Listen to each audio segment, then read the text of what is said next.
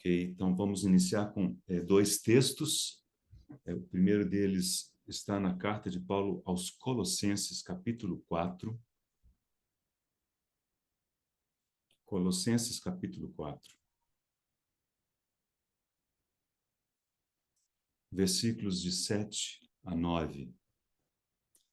Quanto à minha situação, Tíquico, irmão amado e fiel ministro, e conservo no Senhor, de tudo vos informará. Eu vos envio com expresso propósito de vos dar conhecimento da nossa situação e de alentar o vosso coração. Em sua companhia vos envio Onésimo, o fiel e amado irmão, que é do vosso meio. Eles vos farão saber tudo o que por aqui ocorre. E agora, na epístola a Filemon, o versículo 10. Filemon 10. Sim, solicito-te em favor de meu filho Onésimo, que gerei entre algemas. Senhor, uma vez mais, agradecemos a tua bondade, reconhecido, Senhor, de que ao longo de todos esses anos é o Senhor que nos tem trazido, sustentado, concedido graça, concedido direção. E, Senhor, para essa última mensagem dessa sequência de estudos, nós ainda precisamos, e como precisamos, da tua ajuda, da tua condução, da revelação do teu Espírito, da unção que vem do alto, Senhor, da expressão da tua palavra. Por isso nós sujeitamos nossa vida e, Senhor, todo esse tempo diante de nós em tuas boas mãos e pedimos que o Senhor nos conduza em paz, Senhor, nos conduza, Senhor, de maneira agradável e útil para ti. Oramos em nome de Jesus. Amém. Bom, irmãos, então chegamos a esse último assunto, o último personagem.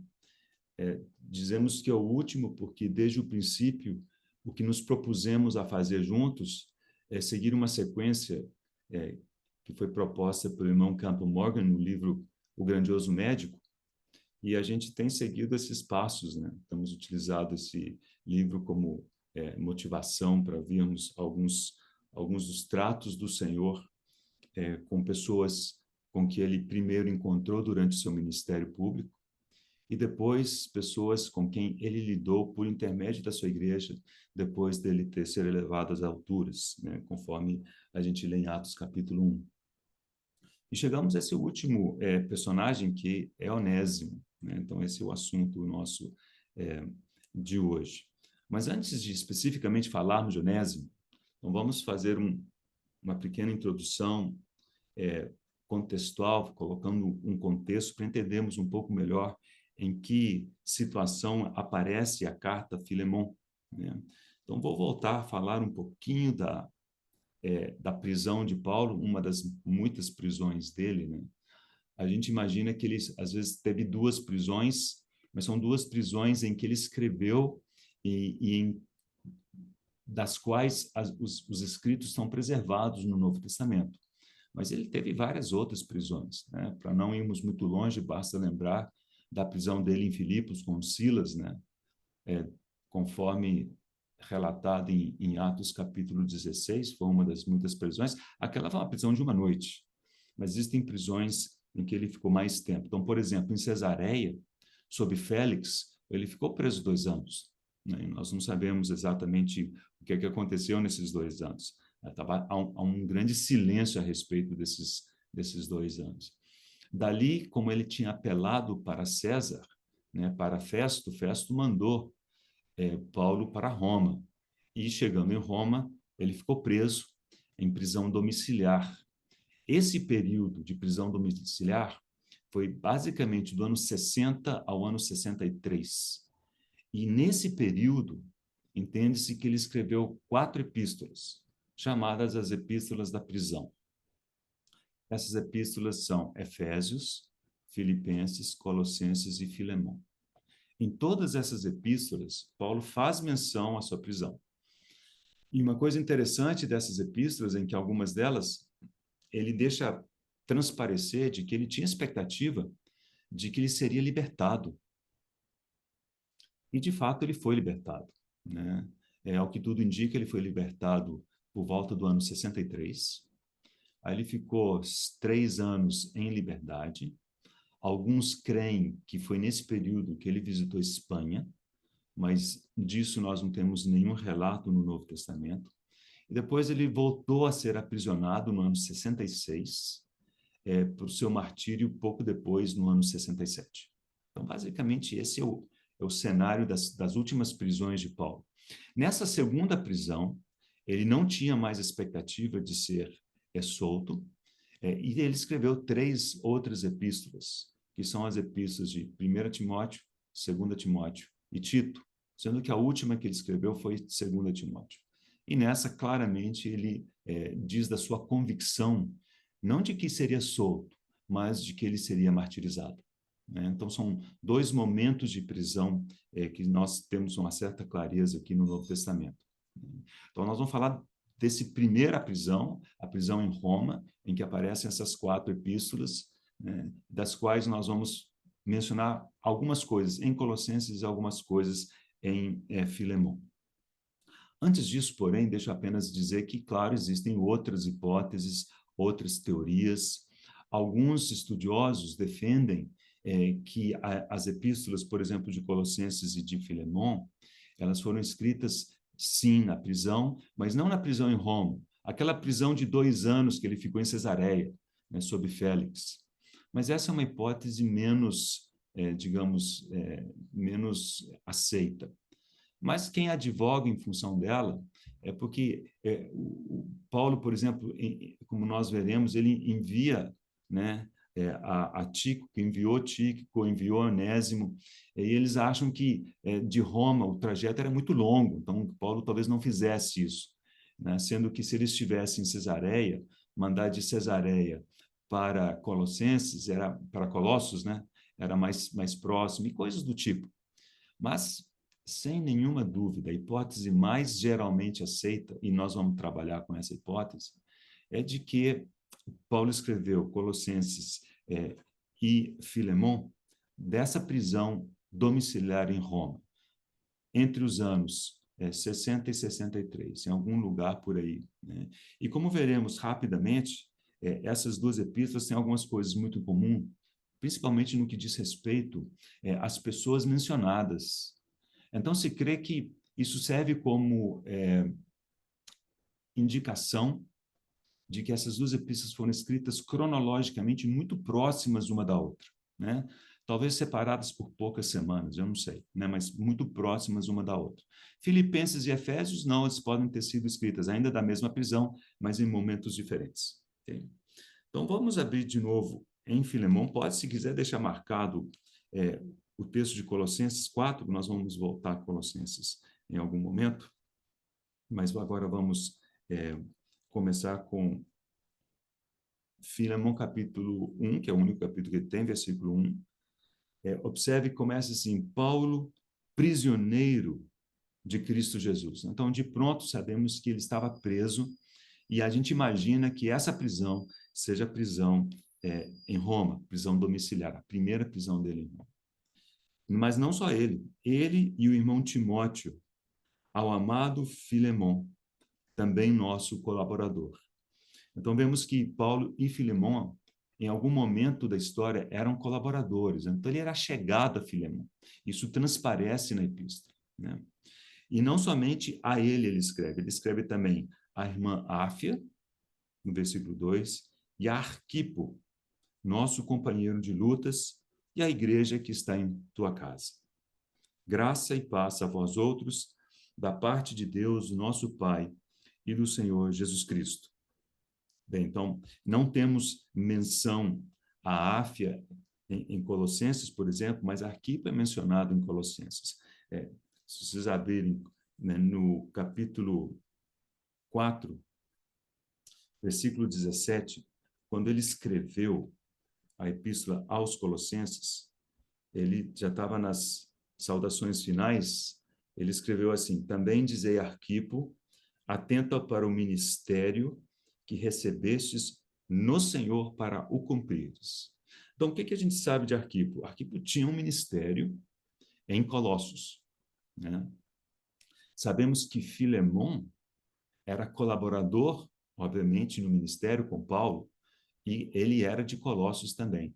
Então, ao que tudo indica, essas pessoas ocupavam, tanto Filemon como Arquipo, uma posição de liderança, né, na igreja em Colossos, principalmente Arquipo. Tá? Que outra coisa de ver aqui na epístola de Filemon? Que sim, Filemon, ele hospedava parte da igreja de Colossenses, né, de Colossos, em sua casa. Então, parte da igreja se reunia lá. Certamente não toda a igreja de Colossos, mas parte. Por isso que ele fala assim, e a igreja que está em tua casa. Né? A parte da igreja de Colossos que ficava na casa dele. O que os estudiosos concluem? Eles concluem que Áfia provavelmente era esposa de Filemon. E Arquipo, alguns aventuram dizer que talvez fosse filho. Se era filho ou não, a gente não sabe, mas um fato é que ele era um dos líderes ali da igreja dos Colossenses. Então, esse é o cenário, e Paulo, então, escreveu essa epístola para Filemon com um objetivo muito específico. E esse objetivo específico tem a ver com Onésimo. Nós vamos ver isso daqui a pouco, quando a gente entrar na parte central da epístola. Então, temos as pessoas mencionadas no início da epístola. Agora eu quero pular para o final da epístola e observar com os irmãos as pessoas que ele menciona ao final. E aí nós vamos comparar com as pessoas mencionadas na epístola aos Colossenses. Então, vamos pular para o final da epístola de Filemon, versículo 21. Certo como estou da tua obediência, eu te escrevo sabendo que farás mais do que estou pedindo. E, ao mesmo tempo, prepara-me também pousada, pois espero que por vossas orações vos serei restituído. Então, observem, esse é um dos versículos em que mostram que Paulo, mesmo preso, ele, nesse momento da sua história, ele tinha expectativa de ser restituído, né? A igreja em Colossos, né? E também em Filipos ele fala a mesma coisa, e na Epístola aos Efésios ele diz alguma coisa semelhante, de que ele tem a expectativa de se libertar, ele pede por orações nesse sentido. Então, realmente ele tinha essa expectativa, e ao que tudo indica, isso aconteceu, isso se confirmou. Agora, vamos às saudações. Então, aqui nós vamos precisar ter um dedo aberto em cada uma das epístolas, né? Epístolas aos Colossenses e a epístola a Filemon. Versículo 23, em Filemon. Saúdam-te, Epáfras. Então, nós vamos procurar Epáfras em Colossenses. Em Colossenses 4:12, encontramos saúda-vos, Epáfras. Ok? Então, observa o seguinte. Paulo estava em Roma preso. E ele manda saudações por parte de Epáfras. Então, Epáfras estava com ele, né? Então, quando ele escreveu tanto para os Colossenses como para Filemon, aliás, Filemon era de Colossos. Então, tenta enxergar isso. Então, existe uma igreja em Colossos, ela recebeu uma epístola chamada Colossenses, é a que nós temos no Novo Testamento. Havia uma pessoa também em Colossos chamada Filemon. Ele era o anfitrião de parte da igreja de Colossos na sua casa. E Paulo também escreve para ele. E ele faz menção a pessoas que claramente eram conhecidas dos irmãos em Colossos, entre eles Epáfras. Então, tanto numa epístola como na outra, ele diz assim: saúdam-te, Epáfras. E também tem outros que nós vamos ver aqui. Mandar saudações de uma pessoa que não é conhecida faz menos sentido, né? Mas vamos continuar aqui. Epáfras, prisioneiro comigo em Cristo Jesus. Versículo 23 de Filemon. Eu estou com a minha Bíblia aberta nas duas páginas, então os irmãos podem acompanhar. Em Colossenses, capítulo 4, versículo 12, ele diz: saúda-vos, Epáfras, que é dentre vós. Ou seja, Epáfras era da igreja em Colossos, servo de Cristo Jesus, o qual se esforça sobremaneira, continuamente por vós nas orações, para que vos conserveis perfeitos e plenamente convictos em toda a vontade de Deus. E dele dou testemunho de que muito se preocupa por vós, pelos de Laodiceia e pelos de Herápolis. Então, sobre Epáfras já temos um relato bastante amplo. Ele era de Colossos, mas ele servia aos irmãos em Colossos, em Laodiceia e em Hierápolis. Continuando aqui o versículo 24 de Filemão. Está fazendo a lista dos que estão saudando. Marcos. Esse Marcos provavelmente é João Marcos, né? Que é daquele que servia junto com Barnabé, né? Nós vamos encontrar João Marcos, né? Aqui também em Colossenses, a referência cruzada é 4:10. Veja o versículo 10. Saúda-vos Aristarco, daqui a pouco nós vamos chegar nele, prisioneiro comigo, e Marcos, primo de Barnabé, sobre quem recebestes instruções, se ele for ter convosco, acolhei-o. Então, continuando aqui em Filemão, depois de Marcos, ele menciona Aristarco, que acabamos de ver, também aparece no versículo 10, e ele faz menção a Demas. Vocês lembram de Demas, que foi o nosso último personagem. Então, é o terceiro nome em Filemão, versículo 24. E Demas encontramos, junto com Lucas, em Colossenses, capítulo 4, versículo 14. Saúda-vos, Lucas, o médico amado, e também Demas.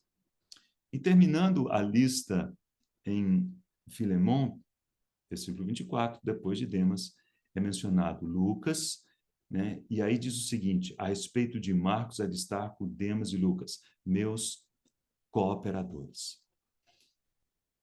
Então, o que é muito impressionante? As pessoas de quem ele manda, digamos, recomendações, não, saudações, tanto na Epístola aos Colossenses quanto na Epístola a Filemão, são as mesmas. Então, uma conclusão a que os estudiosos chegam, que é uma conclusão lógica, é que essas pessoas estavam juntas de Paulo, e essas pessoas se ajuntam, vão, viajam, voltam. Num determinado momento, estavam todas com ele, e ele mandou saudações dessas pessoas quando escreveu aos Colossenses e também quando escreveu para Filemão, que estava em Colossos. Então, pelo fato de ser o mesmo grupo, isso quase que exige que o período das escritas das duas epístolas seja praticamente o mesmo. Então, assim, do ponto de vista cronológico, essas duas epístolas não podem estar muito distantes uma da outra. Então, o Paulo que escreveu Colossenses está muito próximo do Paulo que escreveu a Epístola a Filemão do ponto de vista cronológico. Outro ponto que a gente deve mencionar é que apareceu Demas, né? E Demas foi tratado na última mensagem, só que num contexto posterior, num contexto em que Demas havia abandonado Paulo. Os irmãos lembram da história, né? Uma história triste, inclusive, né? Na segunda epístola de Paulo a Timóteo, já a última epístola que ele escreveu, ele diz assim, e Demas, tendo amado o presente século, me abandonou e se foi para Tessalônica. Então, eu acho que talvez essa seja a única ocasião em todo o livro do irmão Campo Morgan em que cronologicamente ele inverteu a sequência. Ao longo do livro, os irmãos podem olhar isso com carinho. A sequência que ele segue é essencialmente cronológica. A sequência que ele foi apresentando as personagens são as sequências cronológicas dentro do Novo Testamento. Não na sequência do Novo Testamento, na sequência cronológica em que se acredita que isso aconteceu durante o relato do Novo Testamento.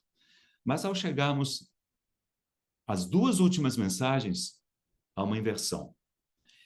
Entre a Epístola de Filemão e a segunda epístola de Paulo a Timóteo, quando ele faz menção a Demas, dizendo que ele o havia abandonado, passam-se em torno de 5 anos.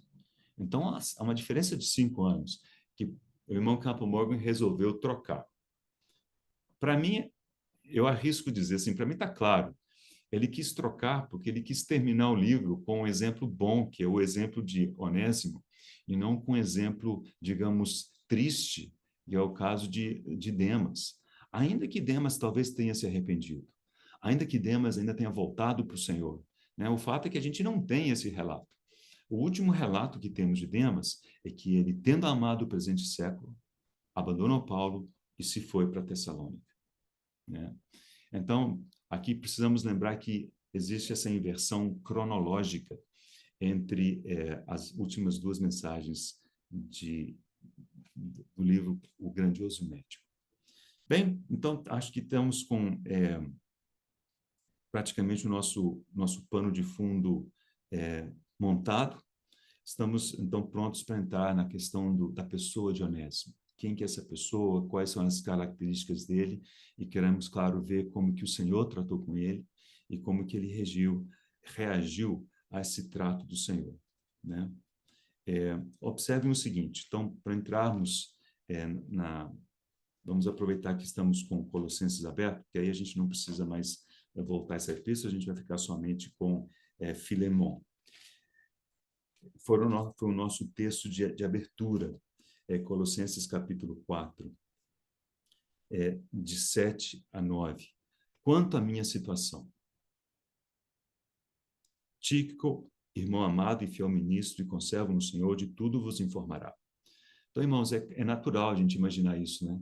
Então, assim, num contexto em que não havia correios como o modelo que a gente tem hoje, não tem telefone, não tem meios de comunicação, tudo era muito mais lento. Então, basicamente, as pessoas tinham que carregar, portar as informações. E era natural, Paulo preso, as igrejas que amavam Paulo tinham interesse em saber qual que era a condição de Paulo. E Paulo fazia questão de informar os irmãos. Mas como que ele fazia isso? Ele mandava colaboradores que trabalhavam, que estavam com ele, inclusive assistindo no contexto da prisão, para levar as informações. E aqui é um desses exemplos. Então, veja, ele está em Roma, escrevendo para os irmãos em Colossos, e ele mandou, então, Tíquico com esse propósito, de, ele vos informará da minha condição, ok? Versículo 8, eu vou-lo envio com expresso propósito de vos dar conhecimento da nossa situação e de alentar o vosso coração. Mas não só isso, ele não mandou Tíquico sozinho, ele mandou Tíquico com uma outra pessoa. E essa pessoa aparece aqui no versículo 9, em sua companhia vos envio Onésimo, o fiel e amado irmão. Veja como que ele descreve Onésimo nesse contexto.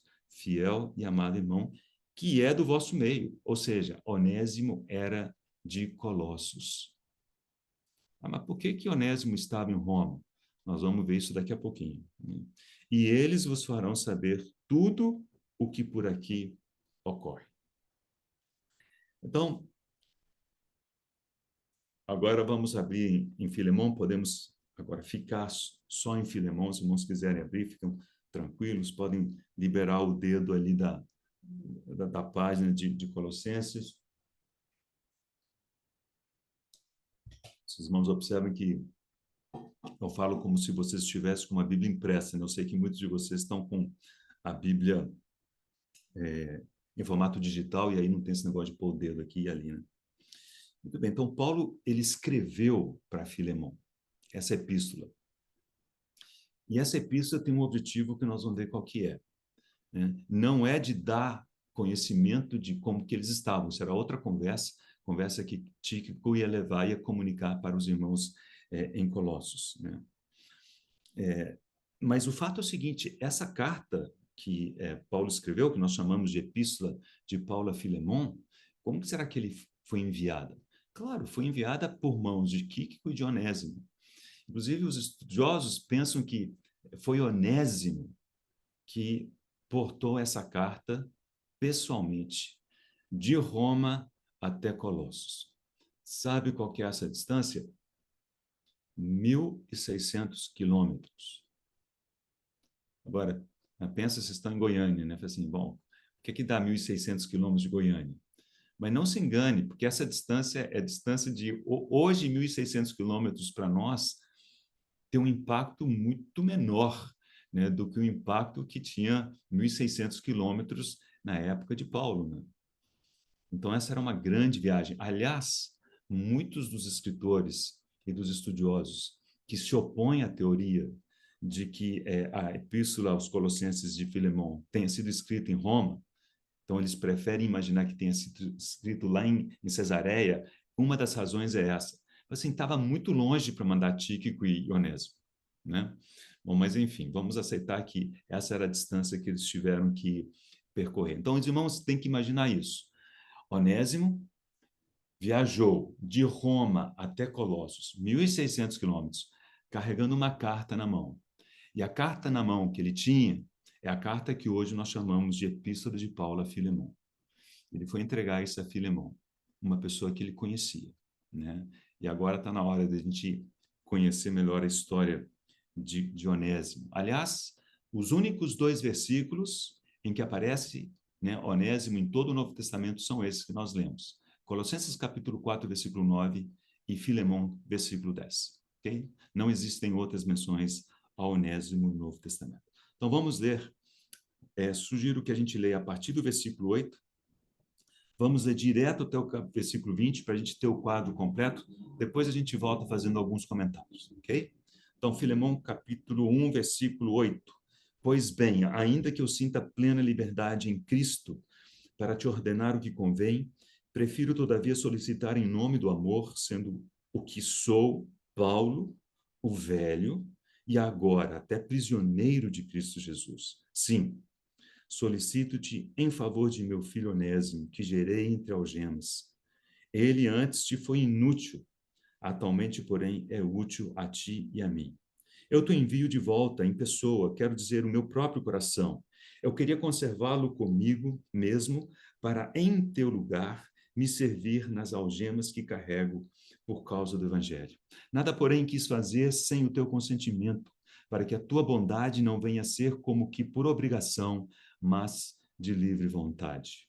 Pois acredito que ele veio a ser afastado de ti temporariamente, a fim de que o recebas para sempre, não como escravo, antes, muito acima de escravo, como irmão caríssimo, especialmente de mim, e com maior razão de ti, quer na carne, quer no Senhor. Se, portanto, me consideras companheiro, recebe-o como se fosse a mim mesmo. E se de algum dano te fez ou te deve alguma coisa, lança tudo em minha conta. Eu, Paulo, de próprio punho, escrevo, eu pagarei, para não te alegar que também tu me deves até a ti mesmo. Sim, irmão, que eu receba de ti, no Senhor, este benefício. Reanima-me o coração em Cristo. Irmãos, que trecho precioso, né? É uma carta pessoal, né? E muito pessoal.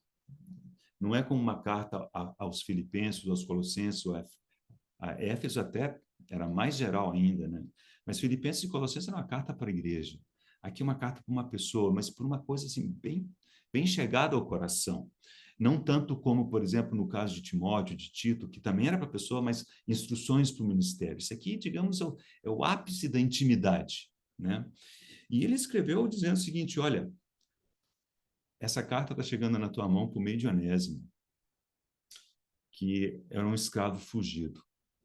Eu estou te devolvendo e eu estou te pedindo que você o receba de volta, né? Não como escravo mais, mas acima de escravo, como irmão caríssimo, né, como está escrito, né? Então, Onésimo era um escravo fugido e fugiu para Roma. O nome Onésimo significa proveitoso. Inclusive existe um jogo de palavras aqui que veremos daqui a pouco, né? Onésimo era um nome proveitoso, mas aparentemente ele havia se tornado inútil, né? Não proveitoso, e fugiu, um escravo fugido para Roma. Observe que Paulo levanta uma informação importante, né? Ele diz assim, no versículo 18, se algum dano te fez, ou se ele te deve alguma coisa, lança tudo em minha conta. Eu, Paulo, de próprio punho, escrevo, eu pagarei. Então, os estudiosos estão convencidos do seguinte, que Onésimo havia roubado Filemão e fugiu para Roma. Então, realmente, ele devia, né? Ele havia subtraído coisas de Filemão, ele tinha uma dívida com Filemão, né? E então foi parar em Roma, fugiu para longe, né? Roma. Bem, é, como é que ele chegou ao conhecimento de Paulo, como é que ele tropeçou em Paulo, ninguém sabe dizer. Mas como Paulo era conhecido de Filemão, como Onésimo era conhecido de Filemão, e possivelmente Onésimo, a semelhança, né, do filho do pródigo, né, da parábola, ele, quando o dinheiro dele esgotou, talvez tenha buscado ajuda com Paulo, né? E na prisão ele se converteu. Paulo pregou para ele. Nós vamos ver isso daqui a pouquinho, né?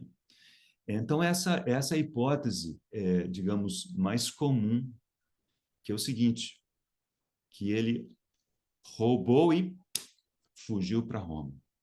Mas existe uma outra hipótese que eu pessoalmente acho muito atraente, que é uma própria hipótese levantada pelo Campo Morgan, que é o seguinte: possivelmente Onésimo havia roubado de Filemão e porque não podia pagar, ele se tornou escravo. E sendo escravo, ele fugiu. E por que Campo Morgan insiste nesse ponto? É uma questão, acho que importante, muito curiosa. Eu só ouvi isso dele, né? É uma frase muito que levanta muitas questões no final do versículo 16, né? E que os comentaristas, de forma geral, tentam esquivar e explicam de um jeito, explicam de outro. A única pessoa que eu vi explicar de frente, aceitar o fato de frente, foi o Campo Morgan. Quando Paulo apela para Filemão, para receber Onésimo, ele diz não como escravo, antes, muito acima de escravo, como irmão caríssimo, especialmente de mim e com maior razão de ti. Agora, observe-se a frase. Quer na carne, quer no Senhor. Que Onésimo era irmão de Filemão no Senhor, depois da sua conversão, eu acho que não é nenhuma surpresa. Mas o irmão Campo Morgan insiste. Esse quer na carne significa que Onésimo era irmão na carne de Filemão. Agora, eu só ouvi isso dele. Nenhum dos outros comentaristas, eles fazem um monte de analogias, de simbologias, enfim, eles espiritualizam esse na carne. Nenhum deles enfrenta dizendo que era o irmão na carne. Por quê? Porque na nossa concepção, como é que pode um irmão na carne ser escravo de um outro, né? E aí eu separei um parágrafo que eu achei muito instrutivo, né? Escrito pelo irmão Campo Morgan, aparece no livro, e ele explica isso, é um fato que a gente já conhecia, mas a gente às vezes não junta as pontas, né? É sobre a escravidão naquela época. Então, preste atenção o que ele diz a respeito da escravidão à época. Diz que a escravidão era predominante. Em todas essas cidades, havia aqueles que nasciam escravos. Havia também centenas que assim se tornaram quando crianças, tendo sido vendidas por seus pais à escravidão, para livrar-se da responsabilidade sobre eles. Havia ainda os que se vendiam como escravos por causa da pobreza. Havia os que eram feitos escravos por serem devedores, seria o caso de Onésimo. Havia os que eram escravos de guerra. Havia os escravos da pirataria e sequestro. Havia escravos resultantes de oferendas dedicadas aos templos. Se tomarmos o caso de Atenas, que então estava no auge da fama, Pausânias diz que havia 21 mil cidadãos livres. Preste atenção nos números. 21 mil cidadãos livres. 10 mil residentes estrangeiros. Lembra desses números? 21 mil e 10 mil. Mas agora, 400.000 escravos. Agora, fato é que parentes de sangue eram vendidos como escravos. Assim, acredito que aqui temos o caso de um irmão marginalizado que havia roubado Filemon e assim foi fadado à escravidão. Fugindo disso, ficou a uma longa distância de Filemon, 1.600 quilômetros, pelo menos. E foi nessa condição que Onésimo encontrou Paulo em Roma. Então, essa é uma hipótese que creio que a gente deve considerar com carinho. Então, ele se converteu ao Senhor por intermédio de Paulo, né? E aí vem a questão, né, irmãos? Converteu-se, e aí? O que ele devia fazer? Vida nova? Vida nova, sim. Mas, irmãos, ele ainda era escravo de Filemon. Então, vamos dizer assim, observe como que esse aspecto da lei era importante que os irmãos lá de trás, né, e hoje para nós também, dessem o exemplo de andar segundo a lei. E a lei da época dizia o seguinte: Onésimo devia a Filemon. Onésimo era escravo de Filemon. Era justo perante a lei que ele voltasse, né, e se sujeitasse a Filemon. Se Filemon quisesse libertá-lo, isso era outra história. Inclusive, esse era o apelo, né? Aliás, Paulo não pede explicitamente que ele seja liberto, mas está quase que nas entrelinhas, né, que o pedido de Paulo é que Filemon considerasse isso com carinho, né? Então, daqui a pouquinho eu vou mencionar uma coisinha ou outra, mas antes de eu passar aqui, deixa eu ler uma frase do Mayer, F.B. Mayer, que tem escrito sobre vários personagens, né? E quando ele fala de Onésimo, ele diz assim: então, Onésimo tinha uma relação com Paulo de quem? De quem que era convertido, né? Era filho na fé de Paulo. E qual era a relação de Onésimo para com Filemon? Era de um escravo, né? Ele era fugido, ainda que fosse irmão na carne, né? Independente disso ou não, ele era um escravo, né? Ele tem uma frase muito bonita que diz o seguinte: que aquilo que Onésimo era para Paulo e para Filemon juntos, em conjunto, é o que nós somos para o Senhor, né? Nós somos convertidos, recebemos vida da parte do Senhor, mas nós também somos escravos de amor do Senhor. Então, é justo que nós nos coloquemos, voltemos depois da conversão para o Senhor e nos coloquemos a seu dispor, ok? Bem, então, observe como que Paulo coloca essas coisas no versículo 11. Ele diz assim: ele antes te foi inútil, atualmente, porém, é útil. Isso depois de, no versículo 10, dizer que ele havia gerado a Onésimo na cadeia. Então, no versículo 10, temos a questão da redenção, vamos colocar assim, do novo nascimento de Onésimo. Então, quanto a isso, não há dúvida. Mas no versículo 11, ele já fala de utilidade, né? Ele diz, olha, antes ele era inútil, hoje ele é útil. E parece que aqui há um jogo de palavras, porque o significado do nome Onésimo era proveitoso. E Paulo, então, toca nesse ponto. Ele diz, olha, ele mudou. Ele mudou de inútil para útil. Mas isso, irmãos, claro, consequência da conversão, né, do novo nascimento, mas isso parece apontar para o serviço, útil para o serviço. Ele era inútil para o serviço e era útil para o serviço. A palavra que ele utiliza, Paulo utiliza para descrever esse inútil e útil, aqui no versículo 11, tem a mesma raiz. A raiz é Crestos. E quando ele quer dizer inútil, ele usa prefixo a, né, que é de oposição, acrestos. Então, acrestos é não útil, né, inútil. Mas quando falar que ele é útil, ele não diz simplesmente crestos. Ele poderia simplesmente dizer crestos, mas ele coloca uma ênfase. Ele coloca eu crestos. E o eu significa plenamente, totalmente.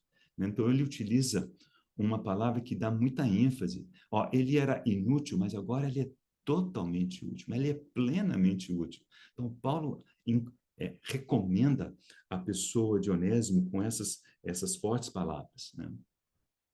Apenas para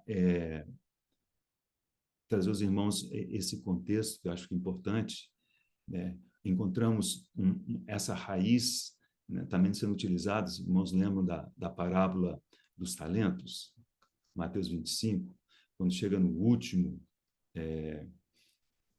servo, e o senhor da parábola, ele diz o seguinte: e ao servo inútil, lançai fora nas trevas exteriores, né? Ao servo inútil. Então, observa que esse contexto de útil e inútil realmente parece se referir ao, é, ao serviço, ao trabalho a Deus, né? Não necessariamente, não há dúvida que aquele servo também era um servo e, portanto, nascido de novo. Tem mais um versículo, vamos ler juntos, 2 Timóteo 2:21. Acho que reforça esse ponto, 2 Timóteo 2:21.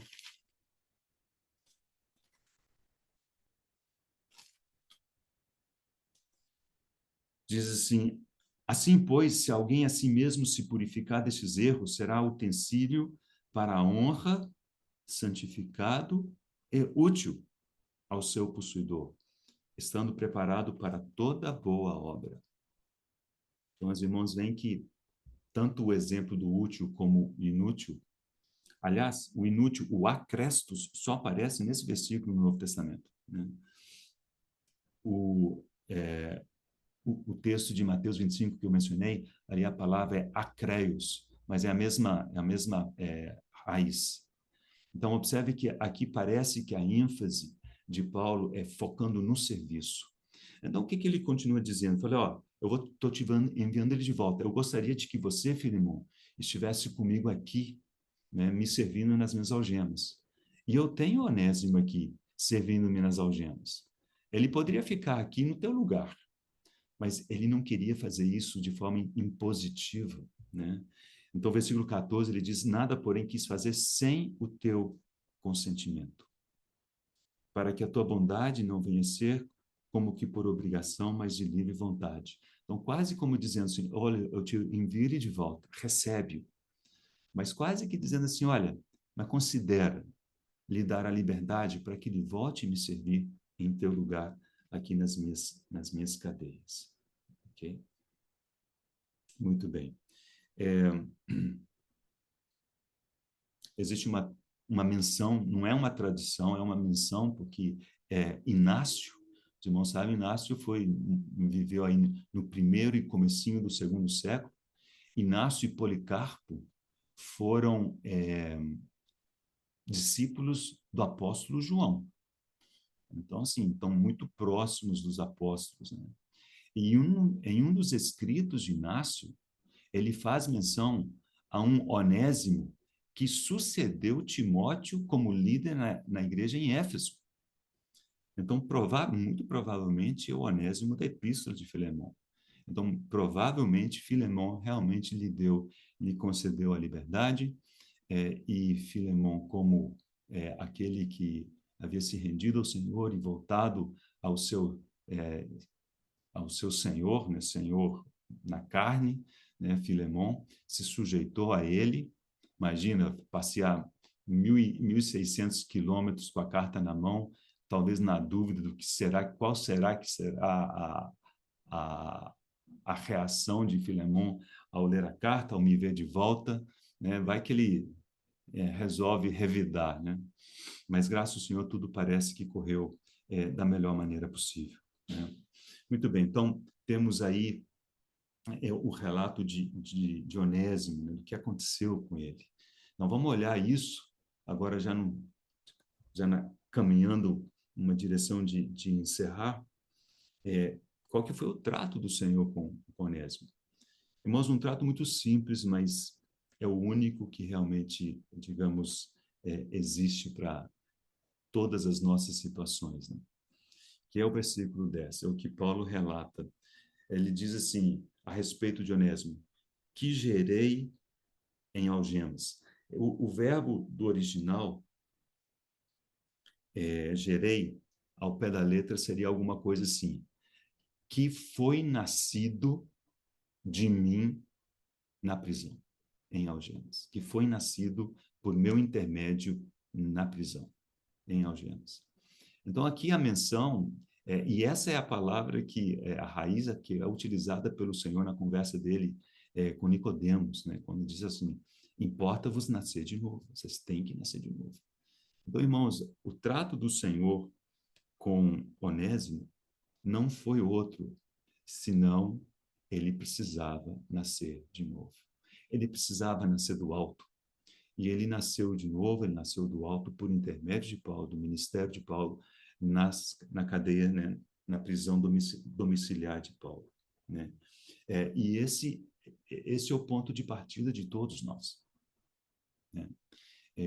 Foi Lutero quem disse o seguinte, tem uma frase bonita dele, diz que todos nós somos onésimos do Senhor. Todos nós somos onésimos do Senhor. Porque em algum momento nós estávamos escravos, fugidos, e ele nos buscou, ele nos gerou, né? Então, nós nos tornamos úteis nas suas mãos. De inúteis para úteis, potencialmente úteis. Mas atenção, porque observe a parábola de Mateus 25. É possível se tornar inútil. É possível não aproveitar o potencial da utilidade. E quando nós lemos aquele texto em Timóteo, 2 Timóteo, lá diz o seguinte, que se a pessoa se purificar, então existe uma condição, ele se torna um vaso de honra útil para o seu Senhor. Então existe uma condição ali, existe uma situação que não é automática. O nascer de novo, sabemos que não depende de nós, é o Senhor que nos dá vida, mas aí precisamos aproveitar, né? Que em função disso, assim como Onésimo, nós nos tornemos úteis. Éramos inúteis, nos tornamos úteis. Okay? Então, essa foi a maneira com que o Senhor lidou com Onésimo, por intermédio de um membro do seu corpo, né? Paulo, que estava em prisão. Okay? Ok, eu quero mais ou menos terminar com um pensamento que me parece que é bem, bem importante, muito bonito, né? Que me parece que tem uma aplicação muito especial, principalmente para aqueles que estão em posição de liderança, estão um pouco mais à frente. Né? E nós vemos isso no versículo 8. Então, observe isso aqui com carinho. Paulo diz o seguinte para Filemão, por meio da sua epístola. Ainda que eu sinta plena liberdade em Cristo para te ordenar o que convém, prefiro, todavia, solicitar em nome do amor. E aí ele fala o que ele tinha que falar. Então, assim, veja que Paulo estava tranquilo, Paulo sentia liberdade em Cristo de fazer uma solicitação, que, claro, ele entendia estar correta, ele entendia ser justa, mas ele abriu mão disso que era correto, que era justo, ele abriu mão disso e ele preferiu um caminho mais excelente. Esse caminho mais excelente é solicitar em favor do amor. E no versículo 14, isso está reforçado, ele diz, nada, porém, quis fazer sem o teu consentimento. Ele poderia ter mantido Onésimo consigo. Onésimo era nova criatura em Cristo. Havia se convertido por intermédio de Paulo. Ele estava prestando um serviço útil, né? Bem-vindo a Paulo ali na prisão. Ele poderia ter retido Onésimo consigo, mas ele diz, não, se Onésimo for ficar comigo, eu quero que seja alguma coisa com o consentimento e a bênção de Filemão. Então, diz, nada, porém, quis fazer sem o teu consentimento, para que a tua bondade não venha a ser como que por obrigação, mas de livre vontade. Irmãos, assim, no trato com as pessoas, seja no contexto da igreja, seja no contexto da família, né? Sempre existem aquelas coisas que a gente pode demandar, porque são justas, são corretas, né? E a pessoa que ouve, quase que podemos dizer que tem, abre aspas, a obrigação de responder. Mas Paulo escolheu um caminho mais excelente. Ele disse: ainda que eu sinta plena liberdade de te fazer esse pedido em Cristo, eu preferi. Ele preferiu um caminho mais elevado, mais excelente. Isso não está somente aqui. Tem mais um texto. Abra comigo aqui em 1 Tessalonicenses, capítulo 2. 1 Tessalonicenses, capítulo 2. Contexto é diferente, as palavras são outras, mas me parece que o espírito é muito próximo. Veja o que ele diz, né, escrevendo à igreja em Tessalônica. Possivelmente, 1 Tessalonicenses tenha sido a primeira carta escrita por Paulo, registrada no Novo Testamento, preservada no Novo Testamento. Versículo 7 do capítulo 2. Embora pudéssemos, como enviados de Cristo, exigir de vós a nossa manutenção, todavia nos tornamos carinhosos entre vós, qual ama que acaricia os próprios filhos. Paulo, mais uma vez, havia escolhido um caminho mais excelente. Ainda que ele pudesse, ainda que ele tivesse esse direito, né, ele preferiu seguir um caminho que ele entendia ser mais excelente, né? Irmãos, acaso não é esse o caminho do Senhor? Não é assim que o Senhor faz? Veja, o que ele disse? Ele disse assim: toda autoridade me foi dada no céu e na terra. Então, irmãos, se ele mandar, está mandado, né? Se ele mandar, nos cabe obedecer, nos cabe sujeitar. Mas o que é que Paulo escreve aos Coríntios na segunda epístola? Ele diz assim: é o amor de Cristo que nos constrange, não é? Ele não diz a autoridade de Cristo, né? Nos constrange. E a palavra ali constrange, o significado é não nos deixa opção. É o amor do Senhor que não nos deixa opção. Quando nós vemos, contemplamos o seu amor, o seu carinho, o seu cuidado, que ele se deu por nós, nós não temos outra alternativa a não ser nos sujeitarmos de livre e espontânea vontade, de bom grado, com gratidão a Ele. E aí me parece que esse pedido de Paulo a Filemon se encaixa muito bem, né? Como uma luva. Muitas vezes, irmãos, a gente, dentre, em algumas situações, a gente toma uma postura um pouco forte e nos resguardamos dizendo assim: não, mas é o certo.